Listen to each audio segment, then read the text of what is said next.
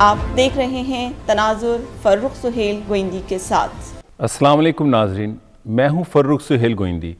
पाकिस्तान की जमहूरी जद्दोजहद बड़ी तवील है और इसमें कई लोगों ने बड़ी कमिटमेंट और कन्विक्शन के साथ कंट्रीब्यूशन की, जिसके नतीजे में उनको बड़ी मुश्किलात का भी सामना करना पड़ा। हमारे मेहमान भी के ऐसी ही शख्सियत हैं, पाकिस्तान मुस्लिम लीग नून के मरकज़ी रहनुमा जनाब मखदूम जावेद हाशमी। तो आइए उनसे करते हैं गुफ्तगू। हाशमी साहब, कैसे हैं आप? अल्लाह का करम गोइंदी साहब। आप कितनी दफ़ा जेल में गए हैं? ये गिनना पड़ेगा मुझे। एक लंबा अरसा है जी, बार बार गया हूँ। हर दौरे हुकूमत में ऑलमोस्ट तकरीबन कोई बची नहीं है, ना अपनों की ना बेगानों की। जेल का तजुर्बा कैसा होता है? मौक़िफ़, पहली बात तो ये है कि उसके अगर आप कैदी हो गए और ज़मीर के, तो उसके मुकाबले में वो कैद आज़ादी लगती है।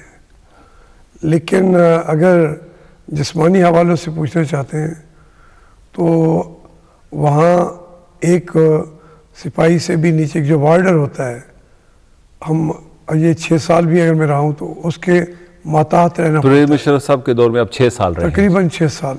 तो वो एक वार्डर के माताहत ज़िंदगी गुजारनी पड़ती है। वो कहता है अब वक्त ख़त्म हो गया है, मैंने ताला लगाना है, अंदर जाएं, यहाँ बैठें, वहाँ नहीं बैठ सकते।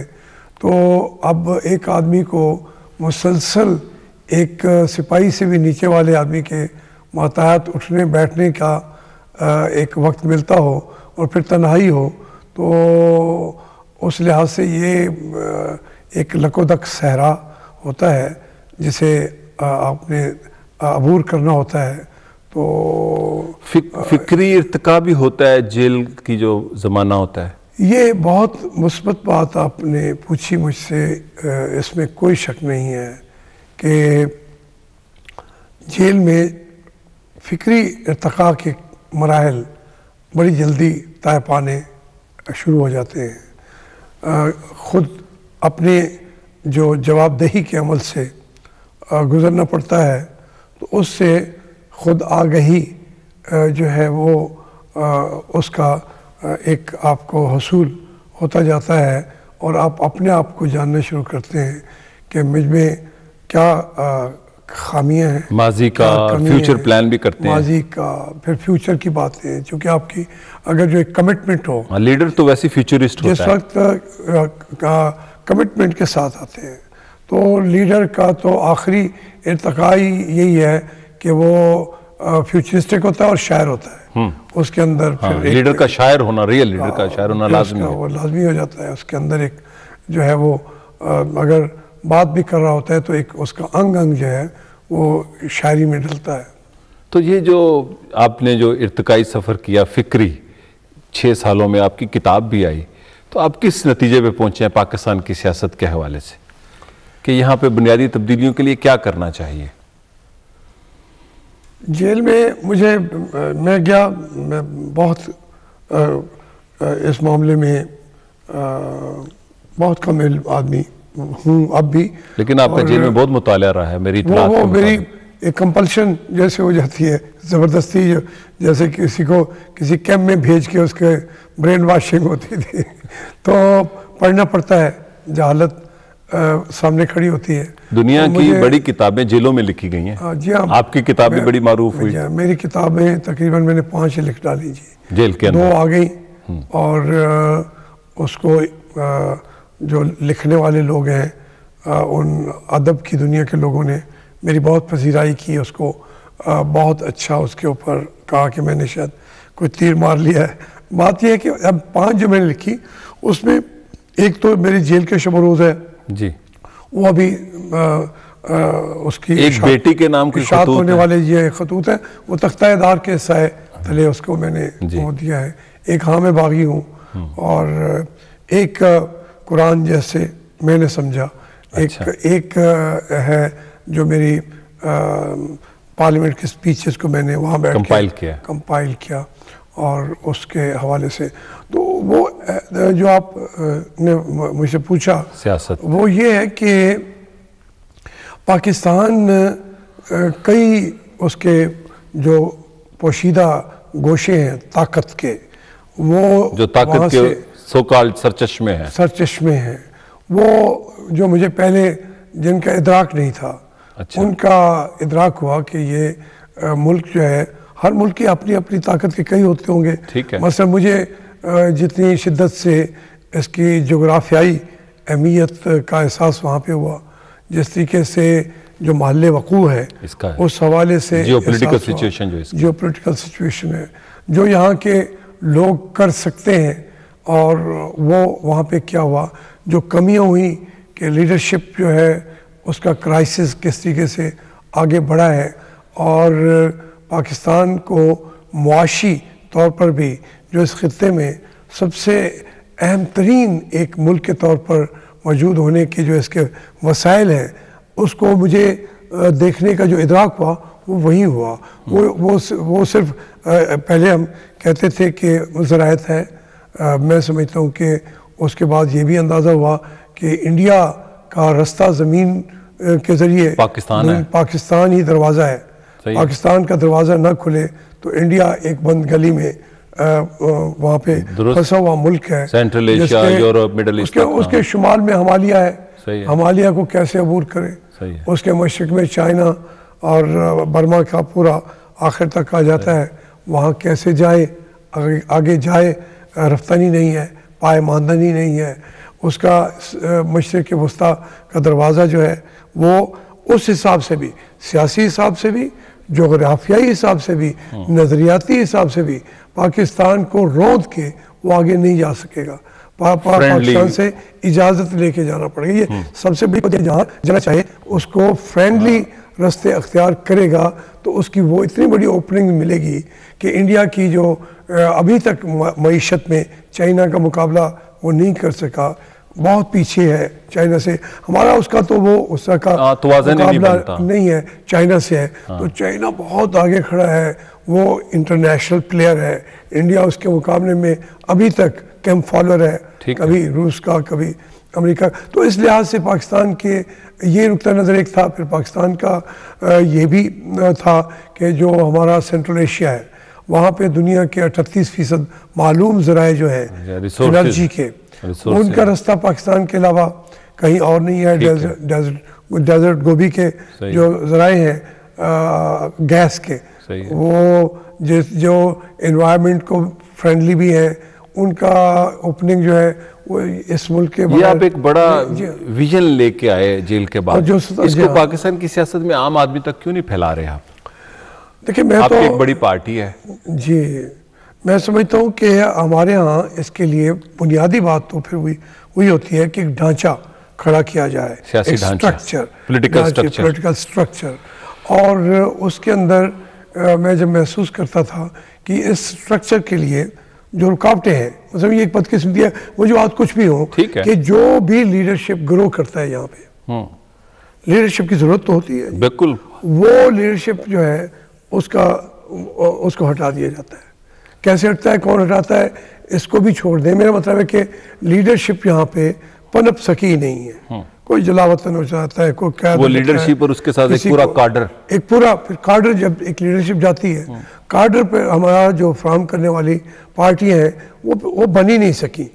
इसी वजह से कि एक तो मैं लीडरशिप एक नहीं कहता कि एक जो फर्द है, मैं उसको तो लीडरशिप काडर होता है, फर्स्ट लाइन, सेकंड लाइन है, थर्ड लाइन है, आपका सेक्रेटेरिएट कहाँ है, ग्रास रूट लेवल पे आप कहाँ से उठा रहे हैं चीज़ों को। सिर्फ एक आदमी अगर पैदा हो भी जाए तो वो किसी बहुत बड़े डेजर्ट में एक गुलाब खिल भी जाए तो गुलाब तो ज़रूर कहेंगे, लेकिन उसकी खुशबू जो है वो चंद लम्हों की होगी। तो इसलिए इसके अंदर पूरी एक जो ताकत, रुकावट भी वहीं आके बनी है। और मैं उसको यूँ समझता हूँ कि इंटरनेशनल लेवल के ऊपर जो हमारी रिकग्निशन होनी चाहिए थी, यानी हम तमाम मुसलमान मुल्कों में जो हमारे भाई भी कहलाते हैं, हम सबसे ज़्यादा पढ़े लिखे हैं। सही है। उन तमाम 60 मुल्कों से ज़्यादा एक हमारा मुल्क है जिसके पास बाकायदा जो वॉर मशीन है, एक्टिव मुतहरिक वॉर मशीन। लेकिन तुर्की भी पढ़ा लिखा है और वॉर मशीन मगर तुर्की एक तो उसका वो साइज, नंबर टू उसकी इंक्लिनेशन जो है वो वेस्ट के साथ है, वो अपने आप को हमसे अलाई करना भी नहीं चाहता। पहली बात तो ये है। अच्छा, जो उसकी जो इश्यूज हैं उसके, वो टोटली डिफरेंट है बाकी उम्मा से। वो यूरोपियन कम्युनिटी का बिरादरी का हिस्से बनने को तरजीह देता है, हमारे साथ अपने आप को किसी सूरत में भी। तो आप पाकिस्तान में एक बड़ी तब्दीली का विजन लेके आए। इसके बाद ये भी मैं कहूँ कि उसकी वो वार मशीन जो है वो नेटो और दूसरे ज़राए से उनके कंट्रोल में है। वार मशीन ईरान में भी थी, वो ईरान की वार मशीन तोड़ दी गई। उस दोनों को जंगों करा के इराक की भी तोड़ दी गई, मिस्र ने खड़ी की थी, वो भी तोड़ दी गई।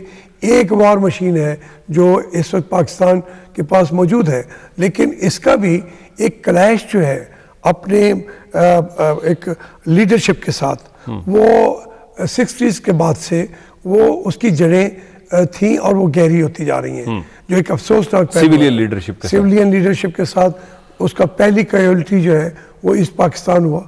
उस अदम एतमाद की जो एक कैफियत ने जन्म लिया, लोग इतनी एक्सट्रीम पे चले गए कि ये हमारी वार मशीन इतनी ताकतवर हो गई है, इसको कंट्रोल करने के लिए किसी फौज को हराने के लिए कोई और फौज लाई जाए। तो ये एक नेगेटिविज्म भी उसने जन्म लिया।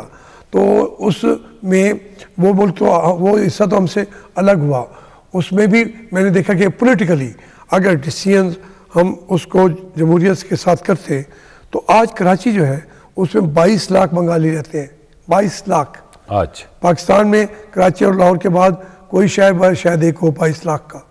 22 लाख आबादी बंगाली कराची में रह रहे हैं, जो वहां से आए हैं। अगर आपका वहां से वहाँ पे तो आप एक इतना बड़ा वीएन जेल के तजर्बे से फिक्री इर्तिकाब की एक पूरा जियोपॉलिटिकल सिचुएशन को समझ रहे हैं, आप पाकिस्तान के इंटरनल सिस्टम को आप बदलना चाहते हैं, ये तो एक जमात से मुमकिन है। मुझे याद है कि महातिर मोहम्मद के साथ आप जैसे हालात थे, तो महातिर मोहम्मद भी ऐसा ही वीएन लेके आए और फिर पार्टी के अंदर उन्होंने जदोजहद की और फिर वो पार्टी थी जिसने मलेशिया को बदला under the leadership of Mahathir Mohamad. तो आप तो ऐसी बातें कर रहे हैं। मैं तो पार्टी में हूँ, मैं इसलिए थोड़ा वो भी पार्टी में थे। थोड़ा सा इसमें मेरा एक ज़हन ये ज़रूर रहा है, अब भी है, कि हमें पार्टियाँ क्रिएट करने की बजाय मेरी एक इन्वेस्टमेंट पार्टियों को अंदर से ठीक करना है। मेरी इन्वेस्टमेंट है अब, यस उनको अंदर से क्यों ना ठीक हूँ, इंट्रा पार्टी स्ट्रगल पे यकीन रखते हैं। उसमें मैं यकीन रखता हूँ उसमें, और उसके लिए मैं, और ये अगरचे हमारे कल्चर में इसके अंदर इसमें कैजुअल्टी ज्यादा होती है, बड़ी होती है, इसमें हादसा ज्यादा मुश्किल ज्यादा, ये ज्यादा मुश्किल जिद्दोजहद है। लेकिन मैं मुश्किल पसंद रहा हूँ, मैं हमेशा आपके बारे में मशहूर है, आप बड़े ज्यादा ही मुश्किल, अब तो ज्यादा हो गए हैं। मैं बस आप उसके साथ और ज्यादा, तो आप ऐसे ही पार्टी को ट्रांसफॉर्म करना चाहते हैं जो सिस्टम को बदले। बिल्कुल, अगर उसके बगैर तो हम, अगर देखिए जी, जितनी भी हम कोशिश कर लें, जितनी भी मेहनत कर लें, अगर उसको एक पूरी टीम, एक पूरा आपके सामने इंफ्रास्ट्रक्चर नहीं है, मुझे आज वज़ीर आज़म बना दें, मुझे यकीन है मैं शायद सबसे ज़्यादा फेलियर, मैं क्योंकि आपके पास टीम नहीं होगी, यही पाकिस्तान की सियासत का अलमिया है। मुझे सदर पाकिस्तान बना दे, सबसे बड़ा फेलियर मैं होऊंगा, क्योंकि वहाँ जाके जो मेरे साथ इंफ्रास्ट्रक्चर है वो एक ब्यूरोक्रेटिक ढांचा इस तरीके का है कि मैं उस चौखटे में जो कॉलोनियल है उसके अंदर जब मैं उस चौखटे में मैं फिट हूँगा, तो यूँ समझें कि आप परवेज़ मुशर्रफ की तस्वीर निकाल के मेरी लगा लें, आसिफ जरदारी साहब की। आप जब जेल से वापस अभी आए और इलेक्शन जीता, और उसके बाद आपने ये बात की कि पार्टीज के अंदर डेमोक्रेसी नहीं है, क्योंकि अगर पार्टीज के अंदर डेमोक्रेसी नहीं होगी और इंट्रा पार्टी स्ट्रगल के बाद होगी तो तब तो ये कार्डर बन सकता है।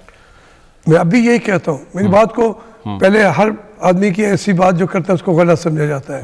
मतलब जब मैं कहता हूँ पार्टियों में डेमोक्रेसी नहीं है, तो बहुत सारे समझते हैं कि मैं शायद बगावत करके किसी एक फर्द को कह रहा हूँ कि वो डिक्टेटर बैठा हुआ है। मैं ये कहता हूँ कि हमारी पार्टियां जो है, इसका स्ट्रक्चर है ही नहीं जो मुतबादिल निज़ाम दे सके, जो मुतबादिल ना सेक्रेटेरिएट है किसी पार्टी का नहीं। इस वक्त भी हम कहने को कहेंगे हमारी पार्टी जो है उसका जो ऑफिस है हमारी, वो इस तरीके से चल रही है कि घरों के अंदर है, ऑफिस घरों में है, पार्टियों के जो केडर है, जो उसे आगे चलाना है, जो मैं नेल्सन मंडेला का मैंने सेक्रेटेरिएट देखा है कि वो अब इस हालत में नहीं है कि दूसरे आदमी को पहचान सके। इसके बावजूद उसकी जो छाप है, जो वर्क कर रहा है, उसका एक जो दस्तखत करता है किसी आने वाले को ऑटोग्राफ देता है, उसके इतनी फीस है उन्होंने लिखी हुई है कि आप फंड रेजिंग वो फंड रेजिंग में एड्स के खिलाफ जा रही है, जबकि यहाँ पे पार्टीज डिपेंड करती हैं डोनर्स पे और उनके डोनर्स पे, वन मैन पे, कि वो हमें पैसे दे देंगे, इंटरेस्ट हम चलेंगे। तो इसमें आप क्रिएट करते हैं जिस तरीके से, जब तक आपका वो फाइनेंशियल आपका बेस नहीं होगा, वो भी उसको भी मैं पार्टी के अंदर जमहूरियत का मफकूद होना कहता हूँ। मैं कहता हूँ वो जमहूरियत के लिए वो पार्टी काम नहीं कर सकती। अच्छे लोग आ जाते हैं, हमारे यहाँ लोगों ने कुर्बानियाँ दी हैं as compare to India, as compare to हमारी जो लीडरशिप है। डेमोक्रेटिक स्ट्रगल ज्यादा है इंडिया में। मैं उनकी ज्यादा है, डिफिकल्टीज ज्यादा फेस किए आज़ादी के बाद। इंडिया ने सियासतदानों को 10 महीने की इमरजेंसी, यहाँ तो 30 साल से ज्यादा जेल में नहीं भेजा उन्होंने किसी को। कभी हैंग नहीं हुआ उनका। और हत्ता के वो कहते हैं कि अगर डाकू भी है, जब तक या तो अदलिया उसको डाकू करार दे दे, नहीं है तो आवाम को हक है, अगर वो डाकू को भेजना चाहते हैं वो फूलन देवी को भेज दें आवाम को, वो कहते हैं जाएगी, फिर आवाम रिजेक्ट करते हैं खुद। आप एक बड़ी बुनियादी बात कर रहे हैं पाकिस्तान में निज़ाम की तब्दीली, और निज़ाम की तब्दीली एक रियल पार्टी के साथ, और आप समझते हैं कि ऐसी रियल पार्टी को नए सिरे से पार्टियों को जो मौजूद हैं, जैसे कायदे आज़म ने मुस्लिम लीग को नए सिरे से मुनज़्ज़म किया, एक नई स्पिरिट दी, तो उसका तकाजा है कर रहा पाकिस्तान। कुछ लोग इसको नाकाम रियासत कहते हैं।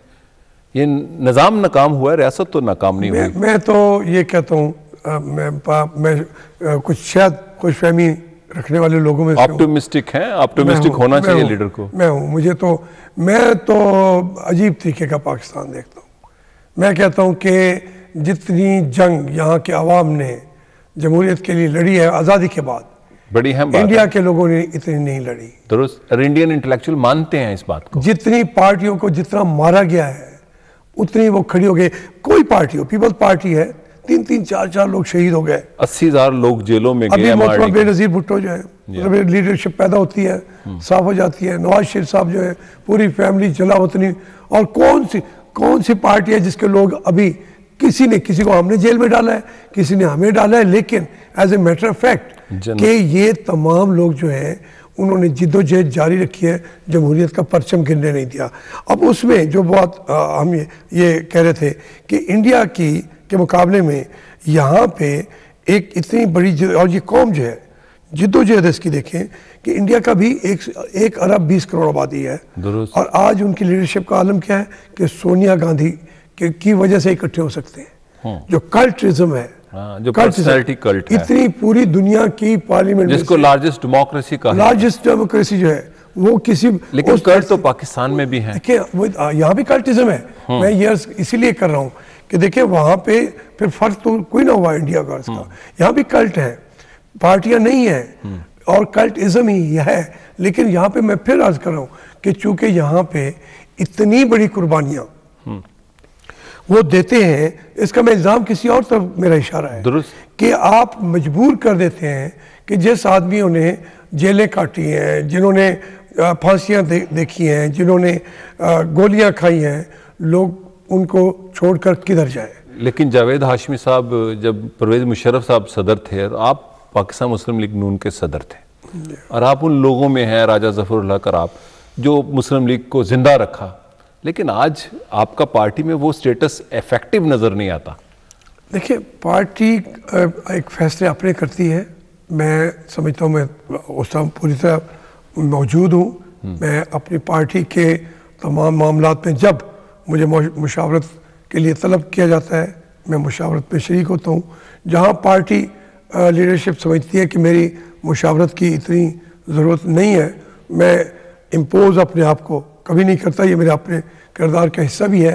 राजा ज़फ़रुल्लाह साहब भी बहुत बड़ा नाम है, 8 साल की सबसे सीनियर मुस्लिम लीगी हैं, सीनियर मुस्लिम लीगी हैं, 57 साल से बड़ी लंबी जिद्दोजहद की है उन्होंने। तो उसमें मैं फिर वो अर्ज कर रहा हूँ कि यहाँ कि वो ढांचा नहीं है जो लीडरशिप का सही प्रोसेस लाके ऊपर इमर्ज करे, और उसकी प्रॉपर जरूरी नहीं है कि मुझे हर जगह पे मौजूद रखा जाए, लेकिन ढांचा ऐसा होना चाहिए कि वो ओपिनियंस मौजूद आती रहे। मैं ये कह रहा हूँ।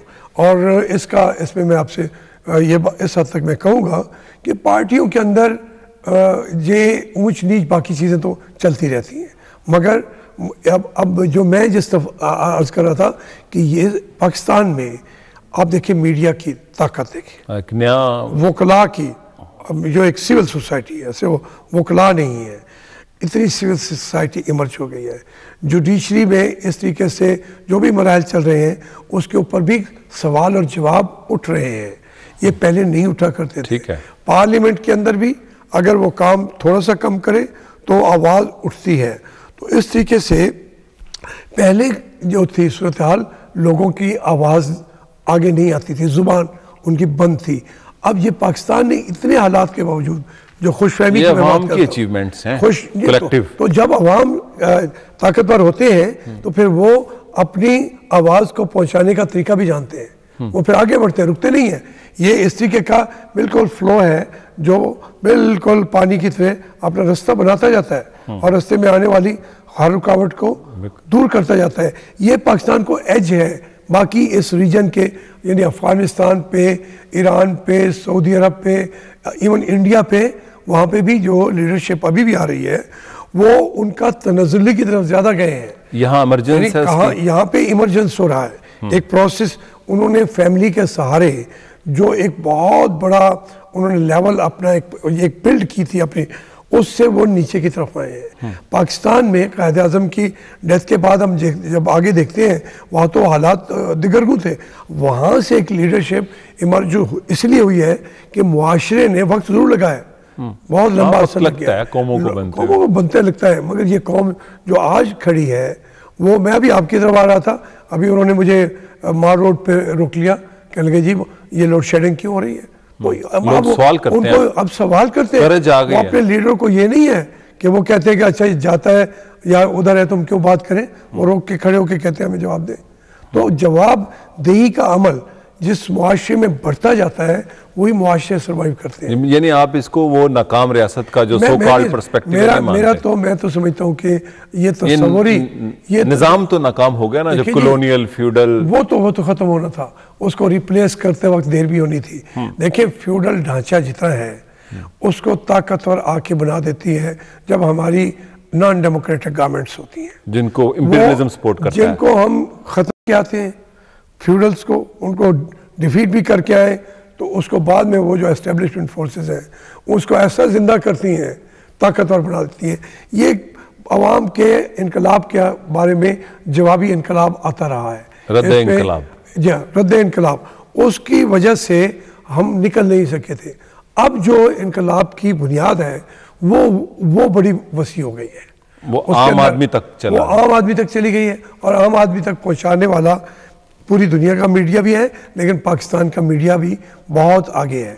अब आप किसी भी दूर दराज रिमोट एरिया में, गांव के, बल्कि जंगल में किसी एक आदमी से बात करें तो वो उसको ऐसा महसूस होगा जैसे वो गोविंदी साहब के सामने बैठकर अपने मुल्क के कौमी मसाइल पर खुल के बात कर रहा है। ये बात बहुत कम थी, लिटरेसी तालीम ना होने की वजह से भी थी। जब ये एक टेलीविज़न है, जब इसको देखते हैं फिर उनको लफ्ज़ों के पढ़ने से ज़्यादा, हर शनासी से पहले ज़्यादा चेहरा शनासी की समझ आती है, वाक़यात से उनको बरह रास्त एक उनका हल जो पेश किया जा रहा है उसको सुनने का, फिर उसको देखने का, और जो पेश कर रहे हैं उनके किरदार का, सारी चीज़ें जो है वो खुल के सामने आना शायद। तो इसलिए जो हमने सदियों का सफ़र करना था वो अब लम्हों में होता जा रहा है, तेज़ है उसकी रफ्तार, तेज़ रफ्तार जमहूरी जद्दोजहद की। मुख्तुम साहब, आपने वो जो ख़त था और जिसके बाद आपने प्रेस कॉन्फ्रेंस की और फिर आपको एक बड़ी मुश्किल जेल काटनी पड़ी, एक उसकी ख़त की क्या हकीकत थी?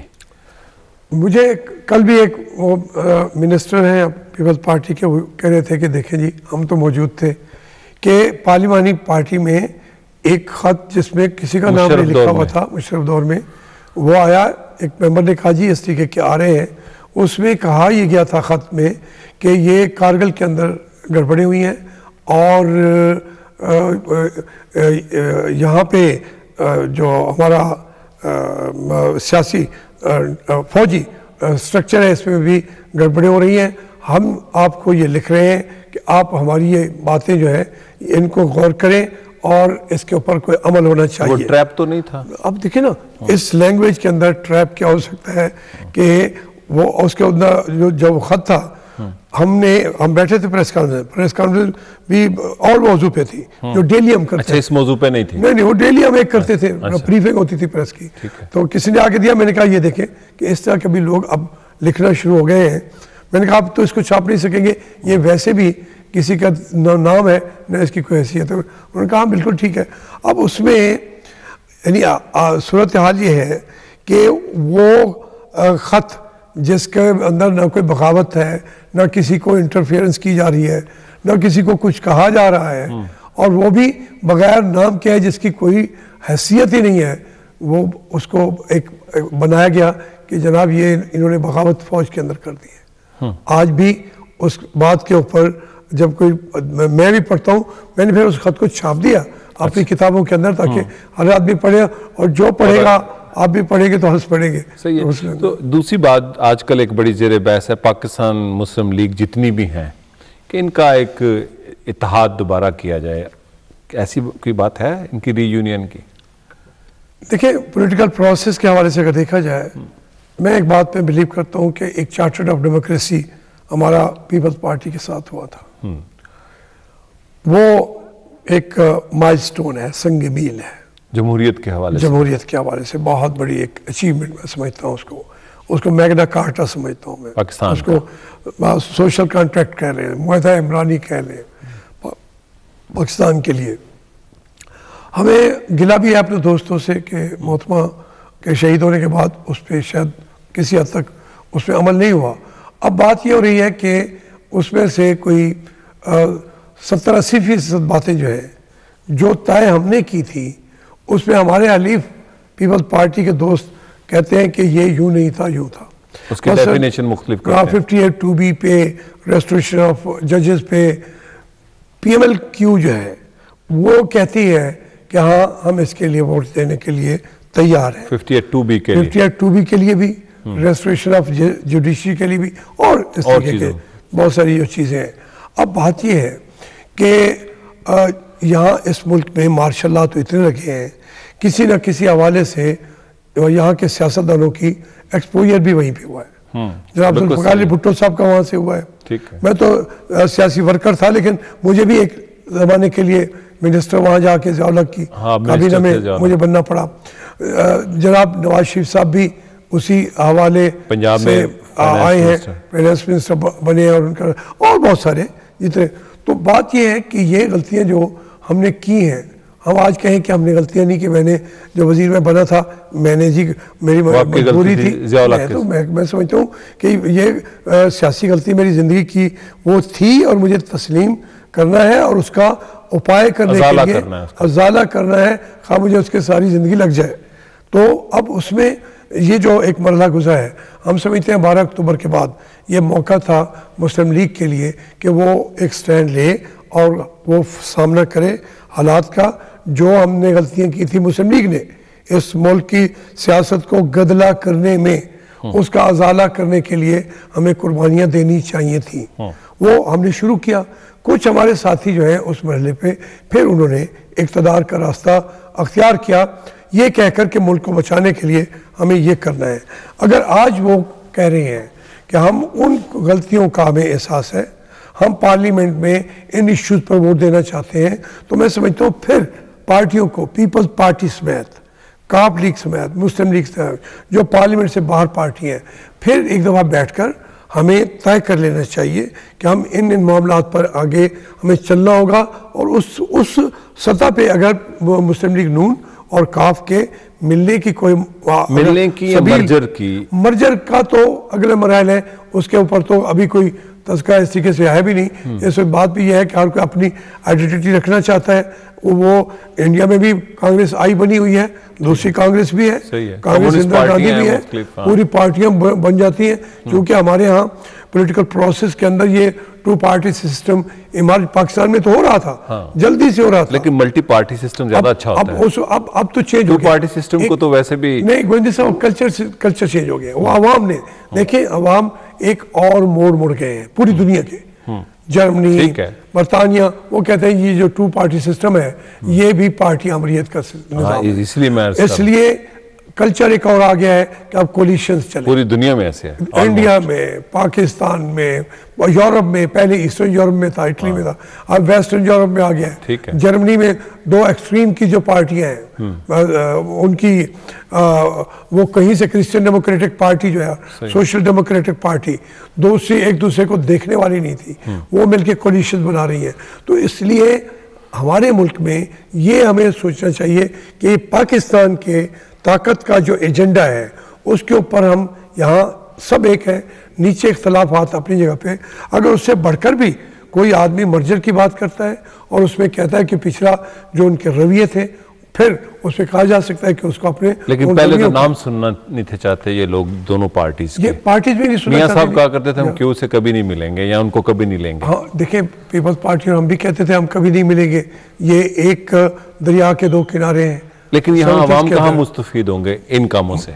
उसमें मैं वही कह रहा हूँ, अहम बात तो ये है, अहम बात तो ये नहीं है कि पार्टियां मिल जाएं। अगर पार्टियां मिलके इक़्तिदार की बंदर बांट लूट मार का बाजार गर्म करने के लिए मिलना है कि हमने ही हुकूमत करनी है, तो ये फिर एक हुक्मरान तबके का इत्तेहाद होगा जिसके खिलाफ फिर कौम जो है उसको बगावत करनी पड़ेगी और करनी चाहिए अगर ये हुक्मरान।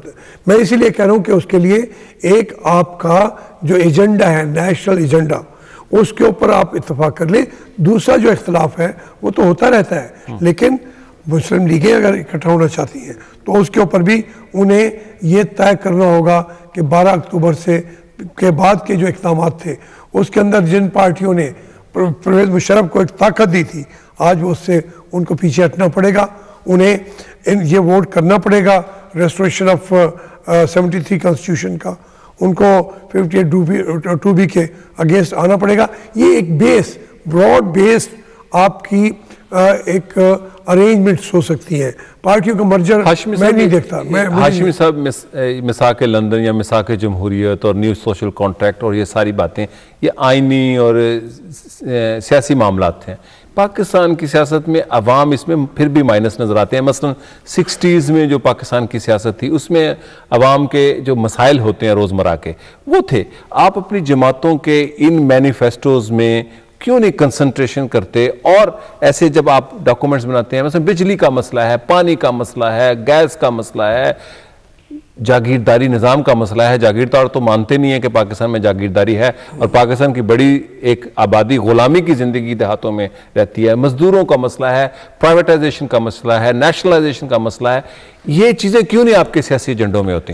देखिए, मैं विंदी साहब, ये हकीकत, मैं तो देहात में पैदा हूँ, मैं जानता हूँ इस वक्त भी जो पाकिस्तान के 70 करोड़ वो लोग हैं, वो तो अगर 70% जो है 70%, अगर किसी के घर कत्ल हो जाए तो उसकी FIR भी कभी भी उसकी मर्जी से कट सकती ही नहीं। इस वक्त भी जी हाँ, इतना मीडिया आ गया है, इतनी सिविल सोसाइटी जबर और उसकी इतने शिकंजे मजबूत हैं उस निज़ाम के। और शिकंजा मजबूत होने की वजह भी यही है कि वो मरकज में आके इक़्तिदार में शामिल हो जाते हैं और हिस्सा बन जाते हैं उस निज़ाम का, उस निज़ाम का, और उस निज़ाम पर छा जाते हैं।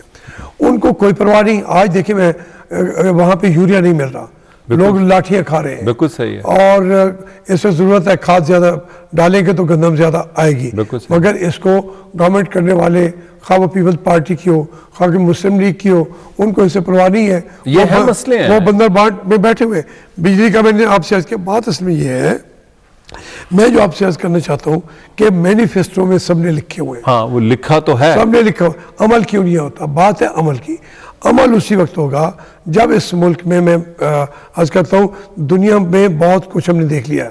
डेमोक्रेसी जो है, जिसको कल हम समझते थे ये सिर्फ बड़े लोगों का खेल है, अगर आपके 2, 3, 4 इलेक्शन हो जाए, अब वो वोटर जो है, इतना ताकत अब उसके अंदर आ गई है कि वो पोलिंग वाले दिन अगर वो बहुत बड़े जुलूस से निकाल सकता तो वो इनकलाब पर पानी कर सकता, वो तब्दीली ला के दिखा देता है कि हम इनको नहीं बैलेट बॉक्स है। अब अगर उनको आंसरेबल बनाएंगे, होता यह है कि उनको रास्ते में उठा के बाहर जब फेंक देते हैं वो शहीद हो जाते हैं और शहादत के नाम पे अगली दफा फिर आपको वोट देते हैं। वो जबर का जो शिकंजा है फ्यूडलिज्म का, जागीरदारी का, वो और ताकतवर इसलिए हो जाता है कि बड़े बड़े लोग टिकट लेने के लिए उनके पास चले जाते हैं। वो लीडरशिप अपने या तो पैसे ले लेते हैं, वसाइल जिसके पास ज़्यादा वसाइल होते हैं वो उनको भी वसाइल दे देते हैं। तो इस तरीके से इस जमहूरियत से जो हल निकलना चाहिए था उसको इन गैर जमहूरियत करने की वजह से। आप जुल्फकार अली भुट्टो जैसी बातें कर रहे हैं। नहीं, मैं चूंकि देख रहा हूँ, मुझे मैं जो अपनी ज़मीन के ऊपर चलते हुए देखता हूँ, मैं जो अपनी जहन के उसमें खुद झांकता हूँ, जहाँ पे मैंने जिस मिट्टी से जन्म लिया है, तो उसमें जब तक ये एक पूरी जंग लड़ी नहीं जाएगी। इसके लिए देखिए, इसमें जुल्फकार अली भुट्टो का वो तो मौजज़ा हुआ था, हकीकत या हिम्मत की थी, ज़बान उस शख्स ने दी। अगर वो ज़बान ना देता मैं यहाँ ना बैठा।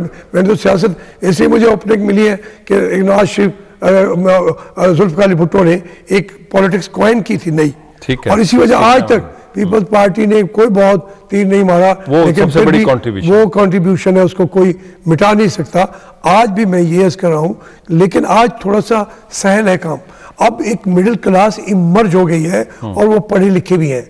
वो कला में अगर है वहाँ पे भी वो इंटेलिजेंशिया में है, जितने लिखने वाले हैं वो उससे पढ़ने वाले भी मौजूद हैं। मैंने अर्ज़ किया कि ये एक अब डिफरेंट वर्ल्ड है। इसमें मैं अगर ये बात नहीं करूँगा तो जुल्फकार अली भुट्टो जो 70 में कह रहा था, उसने इनकलाब बर्पा कर लिया। अब तो इनकलाब की फजा तैयार है, उसके लिए आप समझते पाकिस्तान एक इनकलाब के करीब है, इनकलाब के करीब है, आवाम तैयार है, लेकिन उसमें पार्टी मौजूद नहीं है। पार्टी नहीं है, जो एक एजेंट ऑफ चेंज होता है, एजेंट ऑफ चेंज, वो काम करती है पार्टी। पार्टियों ने जब बरतानिया में उस तरह का सोशलिज्म नहीं आया, यूरोप का उस तरह का कम्युनिज्म, लेकिन सोशलिज्म के नतीजे में उधर रिफॉर्म्स आ गए, बहुत रिफॉर्म्स आई हैं। इसके नतीजे में मैं ये आज कहता हूँ, नहीं वो तो उसने पूरी दुनिया को इन्फ्लुएंस किया है। मैं और आज आप जो बैठे हुए हैं, तो हम उस सोशलिज्म या उस कम्युनिज्म के असरात से बाहर तो नहीं है, हम उसके भी असीर हैं, उससे हमने ली हुई है चीज़ें। बात मैं ये कर रहा हूँ कि आज के दिन में पाकिस्तान के अंदर भी ये जो सूरत हाल आज मौजूद है, इसके असरात अगर पॉलिटिकल पार्टीज होती जो इसको कन्वर्ट कर सकती एक ताकत में, तो हो जाता। मैं ये अर्ज कर रहा हूँ कि यूरोप ने पॉलिटिकल पार्टीज के हवाले से एब्जॉर्ब जरूर कर लिया उस कम्युनिज्म और सोशलिज्म की जो ऑन स्लॉट था, उसको एब्जॉर्ब कर लिया। यहाँ पे अगर जमातों ने ये ना किया तो फिर मुख्तलिफ जो आज शक्लें आप देख रहे हैं, कोई उसमें सुसाइडल अटैक में चला जाता है, कोई फंडामेंटलिज्म में जाता है, महरूम कोई है ना, खुशहाली की बात कर लेता है, कोई अपने आप को न्यूट्रल कह लेता है, कोई अपने आप को लिबरल कह लेता है। मुख्तलिफ तरीकों से अपनी शनाख्त के लिए फैले हुए चारसू, लेकिन जिस दिन मकसदियत वाजे कर दी गई, प्लेटफॉर्म अवेलेबल हो गया, वो चेंज होगी मुस्बत। अब तक जो चेंज आ रही है और चेंज का रास्ता रोका जाता है, तो उसमें मतलब बगावत है और इसके इंकलाब कब बनेगा, जब इसको नजरिया और पार्टी मिलेगी, नजरिया और पार्टी मिलेगी। अच्छा जावेद हाशिमी साहब, एक अहम बात पाकिस्तान के हवाले से, वो है अफगानिस्तान का इशू। अब ओबामा साहब सदर होने वाले हैं ऑफिशियली, और उनका इलेक्शन कैंपेन में ये ऐलान भी था कि हम इराक से फ़ौजें हटा के अफगानिस्तान में लगाएंगे। और कल बुश साहब ने भी फ़ोन किया प्रेसिडेंट आसिफ अली ज़रदारी को, और इसी हवाले से कुछ उनके राब्ते भी हैं अमरीकियों के। ये इसका हल क्या है सारे मसले का? मसले का हल तो सीधा साधा है कि हमें अपने फैसले खुद करने पड़ेंगे। हमारे पास दोनों तरीके हैं, या तो हम ओबामा साहब के कहने पे हम क्या हम हाजिर हैं, वो तो हम कहते आ रहे हैं क्लाइंट स्टेट बनते जाएं और बेड़ा गर्क करते जाएं। हम बने 60 देखें, हमने 60-70 साल बन के देख लिया ना, उसके नतायज अगर अच्छे नहीं मिले। अब अमेरिका के अगर यहाँ पे स्टेक्स है या इंटरेस्ट है, तो हमें भी देखना चाहिए कि हमारे क्या है। जब हम अपने देखेंगे, उसमें एक बैलेंस उनको करना पड़ेगा। अगर हमने सिर्फ आंखें बंद करके उनकी पॉलिसीज को टो किया और चलते गए, तो फिर हमारे लिए मुश्किलात जैसे पहले बढ़ी हैं वैसे बढ़ती जाएंगी।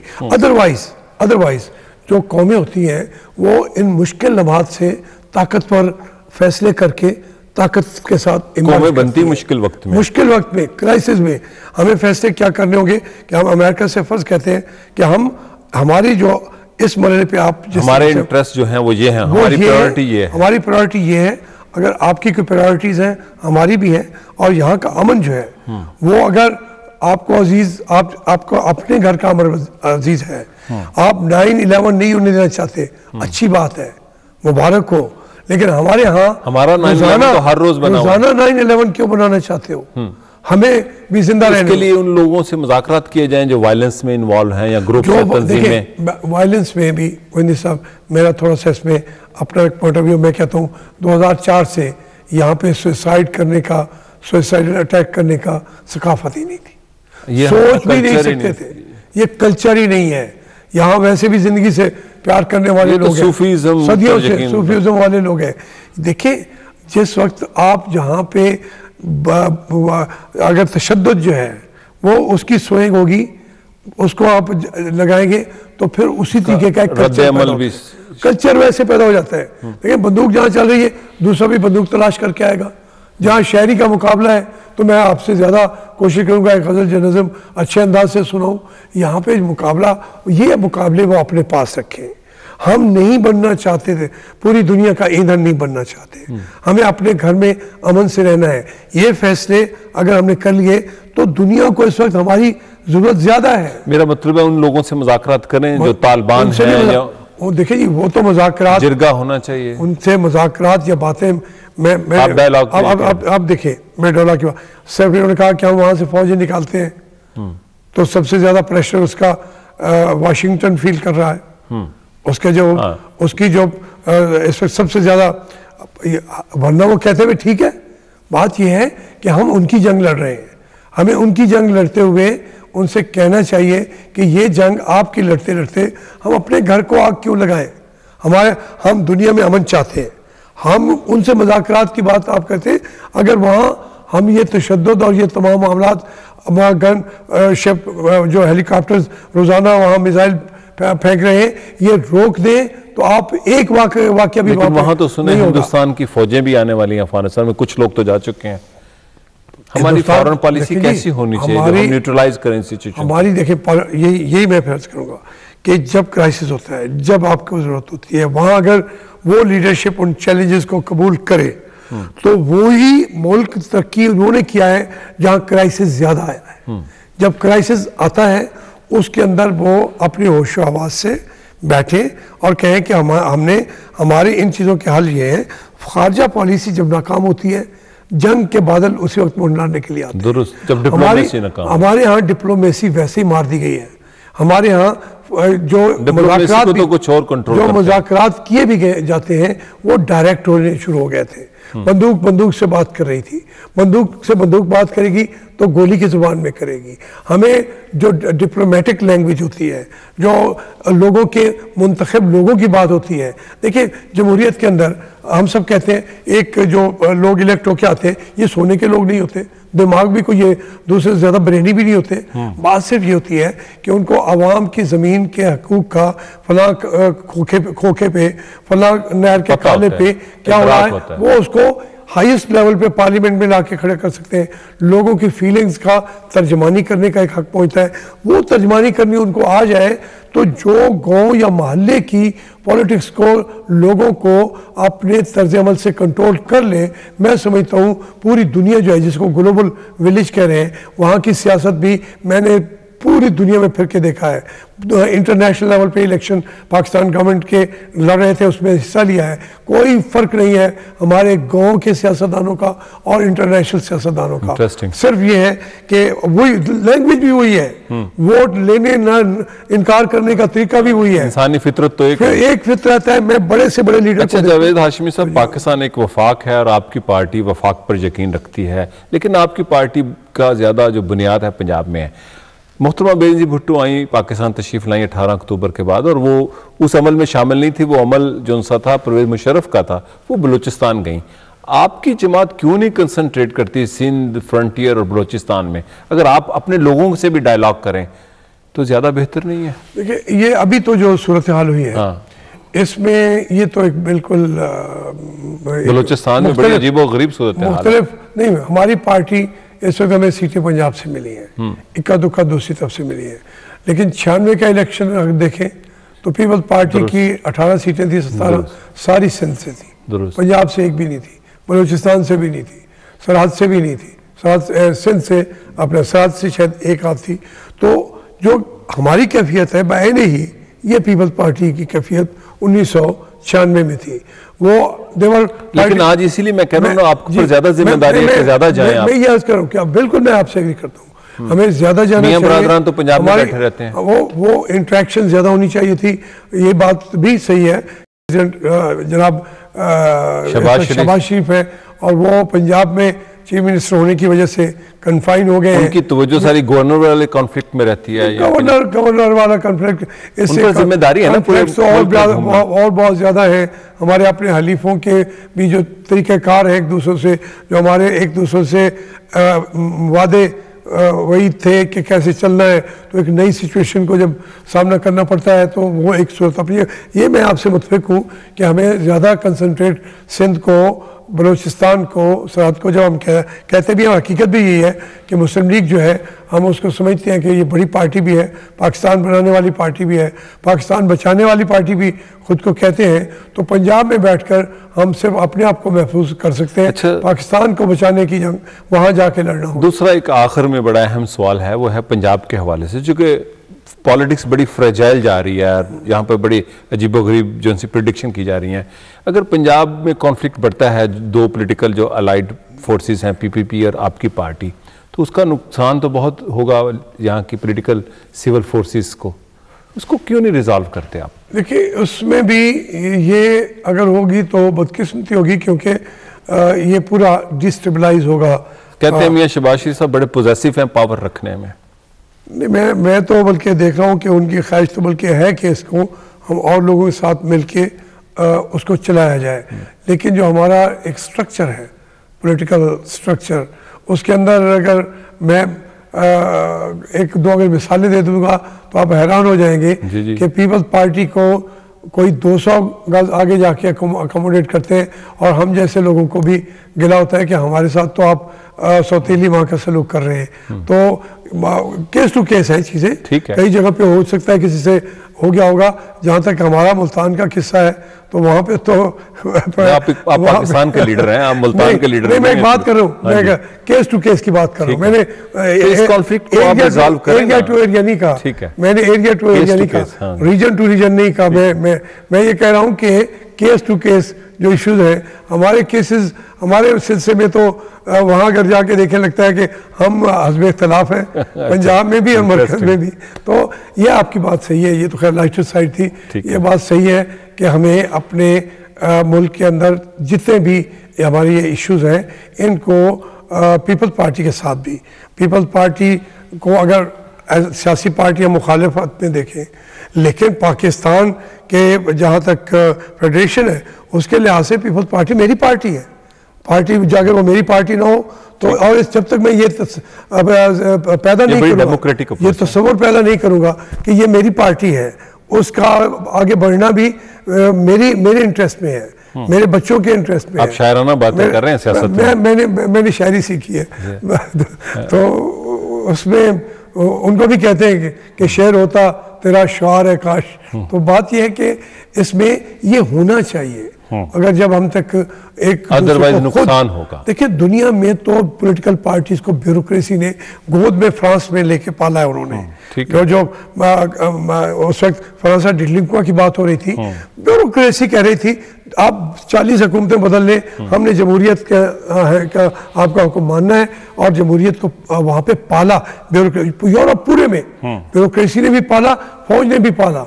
यहाँ पे अगर सियासी जमातें ही दूसरी सियासी जमातों की मरने की आरजू करें तो ये तो एक खुदकुशी है। जावेद हाशमी साहब, बड़ी मेहरबानी, आज आप तशरीफ़ लाए और आपने बड़ी तफसील से गुफ्तगू की। नाजरीन, ये थे मखदूम जावेद हाशमी, जिन्होंने पाकिस्तान की सियासत को बड़े रैशनल और बड़े फ्यूचरिस्टिक अंदाज से बयान किया। इजाज़त दीजिए, शुक्रिया और खुदा हाफिज़।